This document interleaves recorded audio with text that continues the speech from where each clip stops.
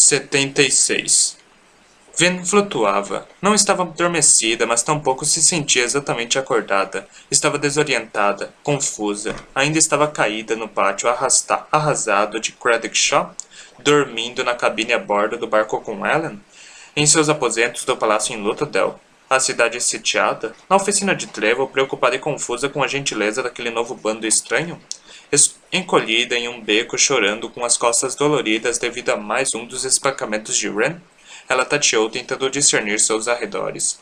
Seus braços e pernas pareciam não funcionar. De fato, não conseguia sequer se concentrar neles. No entanto, quanto mais flutuava, mais sua mente ficava clara. Ela estava em Luthadel, após matar os inquisidores. Porque não conseguia sentir nada, tentou se abaixar, ficar de joelhos, mas o chão parecia estranhamente distante, e ela não via os braços diante de si, apenas continuava a flutuar. Estou morta, pensou. Assim que aquilo lhe ocorreu, ela acordou um pouco mais. Conseguia ver. Mas era como se olhasse através de um vidro muito embaçado, distorcido. Sentia uma força zumbindo em si, uma força diferente da dos membros, mas de alguma forma mais versátil. Conseguiu se virar e ter uma visão ampla da cidade, e em pleno giro deparou-se com algo escuro. Não dizer o quanto estava distante. Não sabia dizer o quanto estava distante. Parecia próximo e longínquo ao mesmo tempo. Conseguia vê-los em detalhes, muito mais detalhes do que via no mundo real, mas não podia tocá-lo. Sabia instintivamente o que era. Ruína não mais parecia Wren, e em vez disso manifestava-se como um grande amontoado de fumaça preta em movimento. Algo sem corpo, mas com uma consciência maior do que um simples ser humano. Isso é o que me tornei, percebeu Ven, os pensamentos ficando mais claros. Ven, falou Ruína. Sua voz não era a de Wren, mas algo um tanto mais gutural.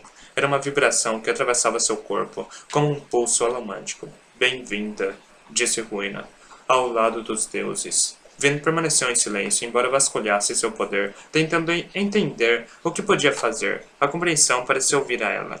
Era como antes, quando tomara o poder do Poço da Ascensão. Ela imediatamente soube das coisas. Só que, dessa vez, o poder era tão vasto, a compreensão tão grande, que parecia ter deixado sua mente atordoada. Felizmente, aquela mente estava se expandindo, e Ven crescia, despertava. Ven se ergueu sobre a cidade, sabendo que o poder que girava através dela, o âmago de sua existência, era simplesmente um eixo central, um foco para a força que se estendia sobre o mundo inteiro.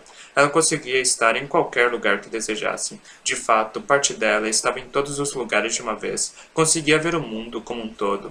E o mundo estava morrendo. Ven sentia os tremores. Via a vida declinar. A maior parte da vida vegetal no planeta já estava morta. Os animais seriam os próximos. Os sobreviventes até então eram aqueles que tinham conseguido encontrar uma maneira de mastigar as folhagens mortas, agora cobertas de cinzas. Os seres humanos não ficariam para trás, embora Ven achasse interessante observar que um percentual surpreendente deles havia descoberto caminhos para uma ou outra caverna-depósito. Não são cavernas-depósitos, pensou Ven, finalmente entendendo o propósito do Senhor Soberano. Abrigos, por isso são tão vastos, são como fortalezas para as pessoas se esconderem, esperar, sobreviver um pouco mais. Bem, ela consertaria aquilo, sentia-se energizada pelo poder. Estendeu a mão e tampou as montanhas de cinzas. Ela se acalmou, amorteceu, abafou sua capacidade de espalhar cinzas e lava. Em seguida, estendeu a mão para o céu e limpou a fumaça e a escuridão da atmosfera, como uma criada limpando a fuligem de uma janela suja. Fez tudo isso em uma questão de minutos. Não mais que 5 haviam se passado no mundo lá embaixo. Imediatamente a terra começou a queimar. O sol era incrivelmente poderoso. Ven não havia percebido quão intensamente as cinzas e a fumaça protegiam a terra. Ela gritou, girando o mundo tão rapidamente que o sol se moveu para o outro lado. A escuridão se fez e assim que isso aconteceu, tempestades começaram a varrer a paisagem. Padrões climáticos foram perturbados pelo movimento e, no mar, uma onda repentina apareceu, imensa. Ela avançou em direção à costa, ameaçando destruir várias cidades. Ven gritou novamente, estendendo a mão para impedir a onda. E algo a bloqueou. Ouviu risadas. Virou-se no ar, olhando na direção onde Ruína repousava, como uma nuvem tempestuosa em movimentos ondulantes. Vem, ele disse. Percebe como é parecida com o Senhor Soberano? Quando ele assumiu o poder, tentou resolver tudo, todas as agruras do homem. Vin compreendeu. Não era onisciente. Não conseguia ver o passado por inteiro. No entanto, era capaz de ver o histórico do poder que tinha em suas mãos. Pôde ver Rashek, o tomando, e frustrado, tentando levar o planeta a uma órbita adequada. Ainda assim, havia puxado exageradamente, deixando o mundo frio, congelante. Empurrava de volta, mas o poder era vasto demais, terrível demais para que o controlasse adequadamente. Naquele momento, então, acabara deixando o mundo novamente muito quente. Toda a vida teria perecido. Ele abriu as montanhas de cinzas, cobrindo a atmosfera, deixando o sol vermelho, e ao fazê-lo, salvou o planeta, mas também o condenou. Você tão impetuosa, pensou Ruína. Tive este poder por mais tempo do que você pode sequer imaginar. É preciso cuidado e precisão para usá-lo corretamente. A menos, é claro, que você queira somente destruir. Ruína se estendeu com um poder que Ven pôde sentir. Imediatamente, sem saber como ou porquê, Ven o bloqueou. Lançou o próprio poder contra a Ruína e ele parou, incapaz de agir. Lá embaixo, a onda gigantesca se bateu sobre a costa. Ainda havia pessoas pelo local. Pessoas que haviam se escondido dos colos, sobrevivido da pesca no mar quando as safras fracassaram. Ven sentiu sua dor, seu terror, e gritou ao se estender para protegê-las, e novamente foi impedida. Agora você conhece a frustração, disse Ruína, quando a onda gigantesca destruiu vilarejos. O que seu Welland dizia? Para cada empurrão, há um puxão. Lance algo para cima e ele voltará para baixo. Oposição. Para a ruína, a preservação. Tempo imemorial, eternidade, e cada vez que eu empurro, você empurra de volta. Mesmo morto, você me impediu. Pois somos forças, não posso fazer nada, e você não pode fazer nada. Equilíbrio, a maldição da nossa existência. Vento sofreu ao ver as pessoas lá embaixo sendo esmagadas, arrastadas e afogadas. Por favor, disse ela. Por favor, deixe-me apenas salvá-las. Por quê? Perguntou Ruína. O que eu disse antes? Tudo o que você faz serve a mim. É por gentileza que eu a impeço, pois mesmo se você estendesse a mão para eles, destruiria mais do que preservaria. É sempre assim.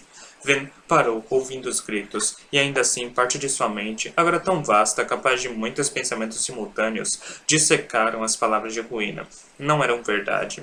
Ele dizia que todas as coisas destruíam, mas reclamava do equilíbrio. Alertava que Ven apenas destruiria mais, mas ela não conseguia acreditar que Ruína a impedia por gentileza. Ruína queria que ela destruísse. Não podia ser de um jeito ou de outro. Ven sabia que era o oposto daquela força. Podia ter salvado aquelas pessoas, se Ruína não tivesse impedido. Claro que provavelmente não tinha a precisão para fazê-lo ainda, porém não era uma falha de seu poder, mas dela. Ruína precisava impedi-la para que não aprendesse como o Senhor Soberano aprendera e se tornasse mais capaz de manusear o poder. Ven se afastou de Ruína, voltando-se para a luta dela. Sua consciência ainda estava se expandindo, mas ela ficou confusa com algo que viu. Pontos brilhantes de luz, salpicando a paisagem, brilhando como chamas. Ela se aproximou, tentando descobrir o que eram. Porém, tão difícil quanto olhar diretamente para um lampião brilhante e ver o que emitia luz, era discernir a fonte daquele poder. Entendeu conforme se aproximava de Luthadel. Um brilho enorme vinha do palácio arrasado. Muito da luz tinha o formato vago de pináculos, metal. Era isso que causava o poder reluzente. Eu estava errada. Metal é poder. E é por isso que Ruína não podia ler coisas escritas em aço. Vin se afastou de um pináculo brilhante. Ruína estava lá, como sempre, observando. Fiquei surpresa quando a Preservação disse que queria criar vocês, disse Ruína, um traço de curiosidade na voz. O restante da vida é ordenado pelas leis da natureza, equilíbrio, mas Preservação queria criar algo intencionalmente desequilibrado, algo que pudesse escolher preservar em alguns momentos, mas arruinar em outros, algo na forma daquilo que vimos antes. Era intrigante. Acho estranho que ele tenha gastado tanto de si para criar vocês. Por que se enfraquecer no final das contas, me dando força para destruir o mundo, simplesmente para colocar seres humanos nele? Sei que outros dizem que sua morte para me aprisionar foi um sacrifício, mas aquilo não foi o sacrifício. O sacrifício veio muito antes. Sim, ele ainda tentou me trair, me aprisionar, mas não podia me parar. Apenas conseguiu reduzir minha velocidade, evitar, atrasar. Desde o dia em que criamos vocês, houve um desequilíbrio. Eu era mais forte, e Preservação sabia disso. Vin franziu o senho. Ou, ao menos, sentiu como se estivesse franzindo, embora não tivesse mais um corpo. As palavras de ruína. Ele diz que é mais forte, pensou Vin. Ainda assim, estamos empatados aqui. Estará ele mentindo de novo? Não, não era mentira. Olhando para tudo o que se passara, com sua mente cada vez mais expandida, viu que Ruína acreditava em tudo o que dizia. Realmente, achava que qualquer coisa que Ben fizesse a ajudaria. Via o mundo através das lentes da destruição. Ele não estava mentindo quando disse que era mais forte. Ainda assim, naquele momento, eram obviamente iguais. O que significava a outra parte de ruína por aí, pensou Ven. Preservação. Está mais fraco porque abriu mão de uma parte de si para criar a humanidade. Não sua consciência, o que ele usou para abastecer a prisão de ruína, mas uma parte verdadeira de seu poder. O que ela suspeitava antes, agora sabia com certeza. O poder de ruína estava concentrado, escondido em algum lugar por preservação. O Action, ruína, era mais forte. Ou seria, assim que recuperasse a última parte do seu eu. Então, seria capaz de destruir completamente. Eles não estariam mais equilibradas. Ela se debateu, frustrada. Uma aura branca e brilhante de brumas com tentáculos finos expandindo-se pelo mundo todo. Há tanta coisa que ainda não sei, pensou Ven. Era algo estranho de se admitir, com a mente se ampliando para incluir tanta informação.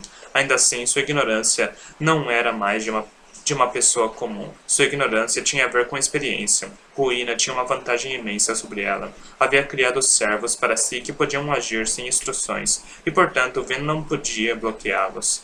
Ele viu o plano de ruína manifesto no mundo. Viu como sutilmente influenciou o Senhor Soberano 1000 anos antes. Embora Rashek tivesse o poder da preservação, ruína sussurrava em seus ouvidos, dando-lhe uma compreensão da hemalurgia. E Rashek obedeceu sem perceber, criando as seclas, exércitos para a ruína assumir quando fosse o momento certo. Ven conseguia vê-los, os colos convergindo para a luta dela. Vou lhe dar crédito, Ven, disse Ruína, pairando ali perto. Você destruiu meus inquisidores, todos menos um, ao menos. Foram muito difíceis de criar. Ven parou de se concentrar nele, ao menos com a maior parte da mente. Outra coisa chamava sua atenção. Algo que se movia para a luta dela voando em lanças de luz. Ellen. Em retrospecto, deveríamos ter sido capazes de ver a relação entre as brumas, a alomancia e o poder no Poço da Ascensão. A visão dos alamânticos não apenas conseguia perfurar as brumas, mas tinha o fato de que elas rodopiavam levemente ao redor do corpo de uma pessoa que usasse qualquer tipo de alomancia. Mais revelador, talvez, fosse o fato de que, quando um hemalúrgico usava suas capacidades, ele afastava as brumas. Quanto mais perto se chegava de ruína, quanto mais se ficava sob sua influência e quanto mais estacas se tinha no corpo, mais as brumas eram repelidas.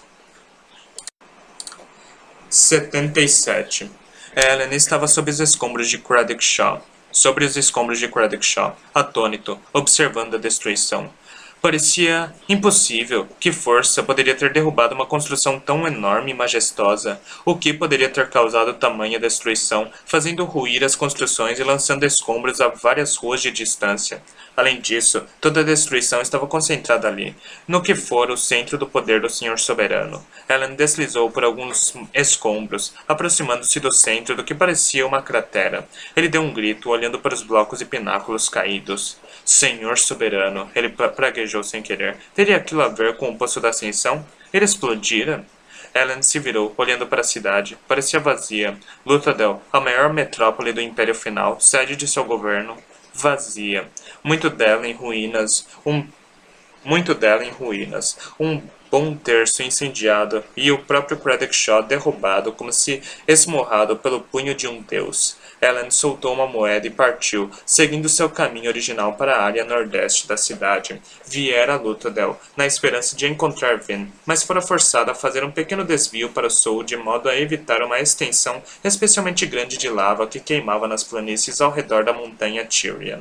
Aquela paisagem, com a visão de Luthadel em ruínas, o deixou muito perturbado. Onde estava Vin? Ele saltou de prédio em prédio, chutou cinzas a cada salto. Coisas estavam acontecendo. As cinzas diminuíam aos poucos. Na verdade, quase haviam parado de cair. Aquilo era bom, mas ele se lembrava bem de quando, pouco tempo antes, o sol brilhou de repente, com uma intensidade incrível. Aqueles poucos momentos o queimaram de tal forma que seu rosto ainda ardia.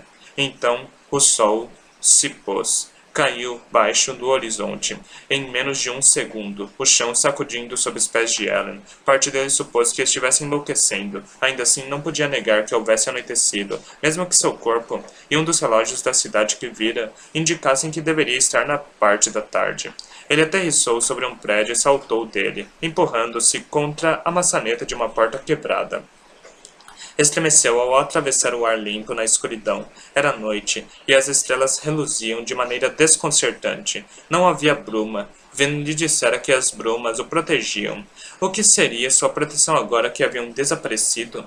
Partiu para a Fortaleza Venture, seu palácio. Encontrou o prédio como uma carcaça incendiada. Aterrissou no pátio, fitando seu lar. O lugar onde havia crescido, tentado compreender aquela destruição. Vários guardas em uniformes marrons jaziam em decomposição sobre as pedras. Tudo estava silencioso. O que diabos aconteceu aqui? Pensou, frustrado. Vasculhou o prédio, mas não encontrou pistas. Tudo havia sido queimado. Saiu por uma janela quebrada no andar superior. Então parou por algo que viu no pátio dos fundos. Deixou-se descer ao chão. E lá embaixo de um baldaquino que segurava muito das cinzas, encontrou um cadáver, em roupas finas de cavalheiro, caído nas pedras. Ellen virou o corpo, observando a espada enfiada na barriga e a postura de um suicida. Os dedos do cadáver ainda seguravam o cabo. Penrod, pensou ele, reconhecendo o rosto, morto provavelmente pelas próprias mãos.